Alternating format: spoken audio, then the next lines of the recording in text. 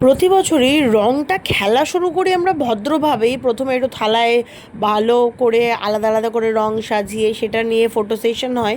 কিন্তু যখনই ঘর থেকে বেরোনো হলো বাইরে, ব্যাস, মানে তারপরে আমাদেরকে আর কেউ চিনতে পারবে না। যদিও যতক্ষণ অবধি আবির থাকে মুখে ততক্ষণ অবধি তবুও চিনতে পারে, কিন্তু যখন থেকে ওই রং পড়ে যায় বিচ্ছিরি বিচ্ছিরি কালার্স, তবে থেকে আর কেউ চিনতে পারে না। তো আমরা মোটামুটি শুরু করে দিয়েছিলাম আমাদের যুদ্ধ। এবারে মা বলে দিয়েছিল যে ঘরে যেন একটুও রং না ঢোকে, কারণ আগের বারে আমরা পুরো যাচ্ছে তাই কাণ্ড করে দিয়েছিলাম। আর এই ছোট দুটো দেখছি যে অতিরিক্ত বেশি পেকু হয়ে গিয়েছিলো এবারে, কারণ ওরাই আমাদেরকে প্রথমে রং মাখিয়ে ভূত করে দিয়েছিল।